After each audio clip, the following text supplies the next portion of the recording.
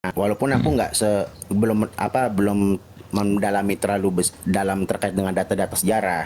Nah, pertanyaannya kan tadi gini, kalau misalnya dianggap apakah yang dituliskan oleh Markus Yohanes Petrus itu bukan sebuah kebenaran dan padahal orang-orang ini Saya adalah nggak bilang kayak gitu orang-orang ya. yang bersama. Ya, oke nggak bilang gitu. Nah, terus bagaimana dengan apa yang ditulis oleh pengikut Nabi Muhammad bersama dengan hadis-hadisnya? Padahal hadis-hadis pun itu juga belum tentu kebenarannya gitu loh. Apakah karena Abang hadis mau itu saya kan juga perlu buktiin, saya mau buktiin hadis atau Al-Quran? Aku kasih ya premis dulu. dari keduanya karena kan Oke. begini Aku kan kalau premis saya dulu kan Bang juga belajar Jibril ya. hukum Islam ya. Hukum Islam itu kan sumber hukum Islam itu kan ada yang utama adalah Al-Quran, lalu ada hadis. Nah, kalau hadisnya nggak belum bisa Sahih. sahih itu kan harus ada Enggak. dan istihad Nah, ulama, ya kan? Widih. Nah, ya intinya apakah itu sama saja mempertanyakan apakah data-data yang disampaikan oleh Nabi Muhammad itu tidak bisa dibuktikan keotentikannya gitu. Dalam Al-Quran dijelasin gini, Inna nahnu nazzalna dzikra wa inna lahu lahafidun. Sesungguhnya kamilah yang menurunkan Al-Quran dan sesungguhnya kami benar-benar memeliharanya. Buktinya gimana? Bang Jibril lanjut. Nah, ini ya. Ini contohnya nih Bang, kalau saya mau mengimani Biblos sebagai kitab suci ya.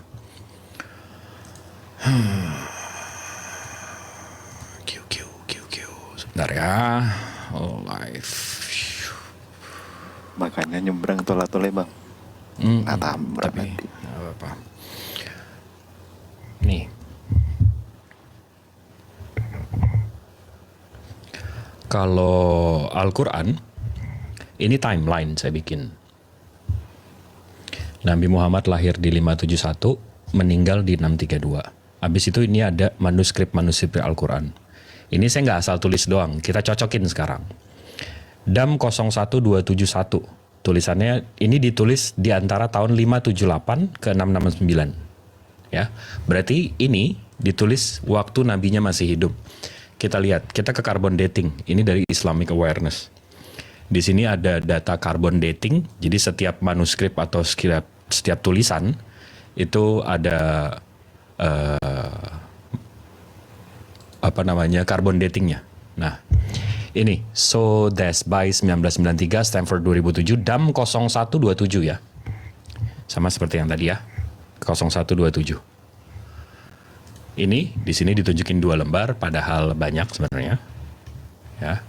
Nah, di sini mid first century of Hijrah. Mid first century of Hijrah. Hijrah itu 612. Berarti Nabi Muhammad masih hidup. Nah, hasil carbon dating ini dikasih tahu kita bahwa 95% carbon datingnya, penulisan kertas ini 95% probably of belonging to the period between 578 dan 669. The carbon dating applicable to Scorpio interfere, lalalala. Jadi, satu nih manuskripnya. Ini yang ada zaman Nabi Muhammad. Dan terus lagi, ini saya bisa, tapi kayaknya bakalan bosen. Ini saat ini ke satu, habis itu nih kedua, ini 0125, masih di zamannya juga.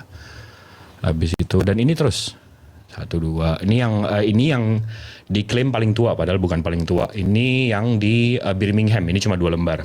Tapi yang 2 lembar ini yang menunjukkan bahwa ini surat Maryam, ini surat Tuhan, ini surat ke-19, surat ke-20. Jadi zaman Nabi Muhammad urutan suratnya itu udah jelas. Ini urutan surat ke-19, ke-20. Jadi urutan suratnya pun nggak ketukar-tukar. Dan ini terus nih, ini keempat, kelima, dan saya udah ini. Nah, 2 tahun setelah Nabi Muhammad meninggal, Abu Bakar, Umar, Uthman itu mengumpulkan Al-Quran ini semua dari hafalan-hafalan mereka dan menjadi Quran Quran of Torkapi Museum. Maaf, saya baru makan. Itu salinan Uthman. Ini kita lihat di sini ya. Islamic Awareness, Quran manuskrip. Ini datanya data publik, bukan data pribadi saya. Nih. The Quran of Uthman at Topkapi Museum Istanbul, Turkey from 1st and 2nd century of Hijrah. Begitu saya buka, ini Al-Qurannya. Ntar ya, saya buka yang punya saya ya. Books Al-Quran Topkapi Museum. Nah, ini. Ini ya. Ini yang di abad 1 Hijriah, Bang. Abad 1 Hijriah. Berarti 610 ke 710 ya. Ini ya Al-Qurannya. Nah, setebal itu. Nah, sama ya. Nih. Sama ya. Nah, saya punya 822 halaman. Dan saya bisa cek. Ini abad yang sama dengan Rasulnya. Saya bisa cek nih dari Al-Fatihah, Al-Baqarah. Kita ke surat pendek aja deh. Al-Quran dari ada 114 surat. Kita coba ayat-ayat pendek aja deh. Nih. Ini manuskrip, ini transkripnya. Ini kita cocokin sama Al-Quran yang zaman sekarang. Ini 110. Kita buka di sini 110. Surat 110, surat 110. Nih. Bismillahirrahmanirrahim. Idza za. Idza za. Anas. Ruloh. Wal fadh. Perkata. Ini 14 abad yang lalu. Ini abad 21. Dan ini 822 halaman nih. Kalau saya scroll kayak gini, bisa sampai sholat Jumat 2 minggu lagi, Bang.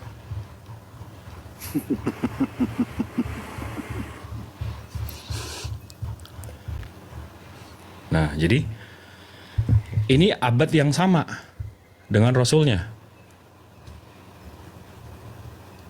Nih, Bang Wastu kok ngopi ini. Host, jangan ngopi, host. Nggak bisa gede ini, Bang Jibril.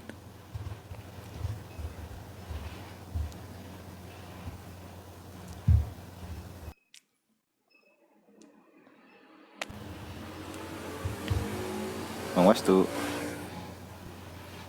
Yo. Nah, Abang nyimak nggak, Bang? Nyimak. Nyimak sampai mana? Abang nyimak sampai saya cocokin yang abad 7 sama abad 21. Ya intinya kan dari situ kan dijelaskan kan bahwa dalam artian berdasarkan itu bukan keimanan. Ini saya bukan keimanan nih, Bang. Abang jangan bilang itu keimanan lagi. Gue juga nggak bego-bego banget. Gue juga nggak bego kalau kayak gitu. Maksud gue paham itu dalam artian potongan-potongan kertas yang ditemukan yang membuktikan bahwa itu tahun-tahun yang disesuaikan dengan ayat-ayat di Quran kan? Hah? Enggak, itu kan membuktikan bahwa misalnya pada saat Hijriyah, nah itu kertas itu berumur pada tahun sekian ya kan? Oh iya, carbon datingnya tadi. Iya, berarti Al-Quran itu ya, ditulis di waktu.